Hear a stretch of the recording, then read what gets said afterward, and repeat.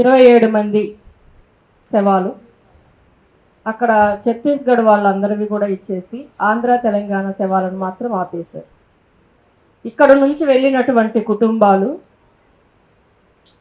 ఇళ్ళ దగ్గర ఉన్నటువంటి కుటుంబాలు ఎంత ఎదురు చూస్తుంటాయో, మా వాళ్ళు వెళ్ళారు, శవాలను తీసుకొని వస్తారు, ఆఖరి చూపు చూసుకోవచ్చు అని. ఇంటి దగ్గర వీళ్ళు ఎదురు చూడటమే కాకుండా అక్కడ వెళ్ళిన వాళ్ళు కూడా కనీసం వాళ్ళ మొహాలు కూడా వాళ్ళకు చూపించలేదు. రాకేష్ వాళ్ళ కుటుంబం మరుసటి రోజే వెళ్ళిపోయారు, తెలిసిన మరుసటి రోజే వెళ్ళిపోయారు, అదే రోజే వెళ్ళిపోయారు, ఎన్కౌంటర్ జరిగిన నెక్స్ట్ డే.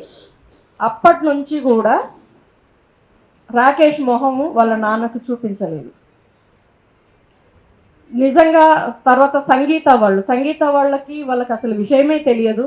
మిత్రులు ఆమెతో కలిసి పనిచేసినటువంటి వాళ్ళు అంతా కలిసి ఈమె సంగీతలాగా ఉంది, ఒకప్పుడు కలిసి పనిచేసింది, ఇక్కడ ఉండింది, హైదరాబాద్లో పనిచేసింది అని ఏదో ఇన్ఫర్మేషన్ తెలిసిన తర్వాత వాళ్ళ ఊరు ఏదో కూడా తెలియలేదు. అదే మిత్రులు మళ్ళీ వీళ్ళు అంతా అనుకొని ఏదో కర్నూలు జిల్లా ఎమ్మిగనూరు దగ్గర ఊరు అని అన్నారు.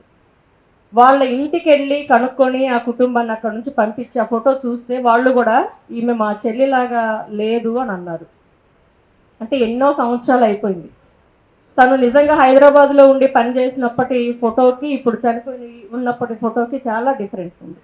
అది వాళ్ళు గుర్తుపట్టలేదు. బహుశా వాళ్ళు కూడా ఏమనుకున్నారంటే అక్కడికి వెళ్ళి చూసి గుర్తుపట్టి తెచ్చుకోగలుగుతామేమో అనే ఒక ఉద్దేశంతో అక్కడికి వెళ్ళారు. తర్వాత నంబాల కేశవరావు వాళ్ళది కూడా ఆయన ఇంటర్వ్యూలో చెప్పింది ఏంటంటే, ఒక్కసారి కూడా మేము మా తమ్ముడిని చూడలేదు, ఒకసారి అరెస్ట్ అయ్యి జైల్లో ఉన్నారు, ఒక 5 నెలలు జైల్లో ఉన్నారు, ఆ తర్వాత మళ్ళీ మేము చూడలేదు అని అన్నారు. చనిపోయిన తర్వాత కనీసం ఇన్ని సంవత్సరాలకి ఆయన అన్నాడు, నా పిల్లలకి మా తమ్ముడిని చూపించుకుంటాము, మా బ్రదర్ని అని అనుకున్నాను, అందుకోసమే తీసుకెళ్తానని. కనీసం పిల్లలు కాదు కదా, ఆయన కూడా ఆయన ఆఖరి చూపు చూడలేదు.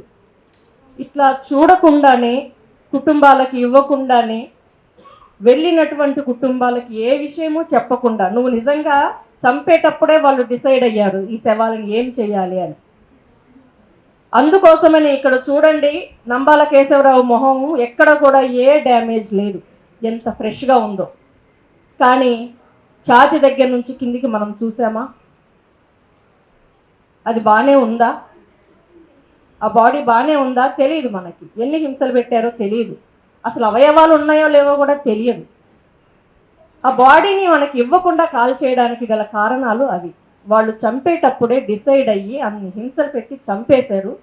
చంపిన తర్వాత ఆ కుటుంబాలకి శవాలను ఇవ్వకుండా ఉండడం కోసం ఇస్తే నిజాలు తెలుస్తాయి.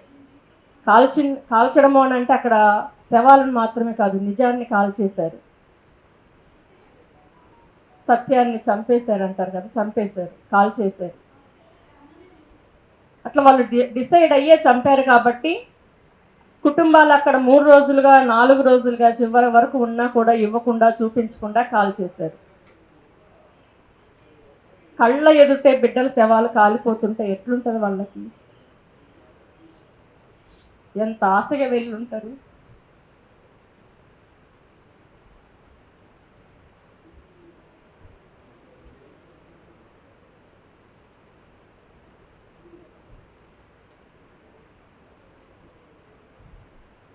ఏమీ చేయలేకపోయామనిపిస్తుంది.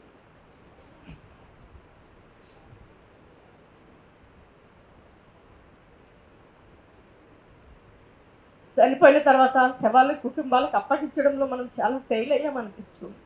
కాబట్టి మిత్రులారా, ఇప్పుడు ఫెయిల్యూర్ని మనం దృష్టిలో పెట్టుకొని ఇంకొకసారి ఇలాంటివి జరగకుండా, ఇంకా ఏ కుటుంబం కూడా ఇలాంటి కడుపు కోత లేకుండా, ఆఖరి చూపు, శవానికి కూడా కొన్ని హక్కులు ఉంటాయి కదా, ఆ కుటుంబానికి కొన్ని హక్కులు ఉంటాయి కదా, ఆ కుటుంబం ఆ శవాన్ని ఎట్లా ఖననం చేసుకోవాలో వాళ్ళకి కొన్ని హక్కులు ఉంటాయి, ఆ శవానికి కొన్ని హక్కులు ఉంటాయి. ఆ హక్కులన్నింటినీ మనం గుర్తించాలి, గుర్తు చేయాలి ప్రభుత్వానికి అనేది గుర్తు చేస్తూ, ఇంకొకసారి ఇలాంటి తల్లిళ్ళు ఇలాంటి కడుపు కోత ఉండకుండా మన వంతు కృషిగా మనం చేయాలి. ఇప్పటి వరకు మనం చేసిందైతే చాలా తక్కువ. ఇప్పుడు కనీసం నిజంగానే వేదిక తరపు నుంచే అన్ని జిల్లాల్లోనూ పిలుపునివ్వాలి, రాస్తా రోకోల, ధర్నాల లేదా మీటింగ్ల ఏం చేస్తారనేది అన్ని జిల్లాల నుంచి, మండల కేంద్రాల నుంచి, అంటే కింది స్థాయి నుంచి కూడా ఒక స్ట్రగుల్ అనేది తీసుకోవాలి. తర్వాత ఇందిరా పార్క్ వైపు ఒకటి ఏమన్నా దన్నా కూడా ప్లాన్ చేస్తే బాగుంటుంది. అట్లనే ఇదే కాకుండా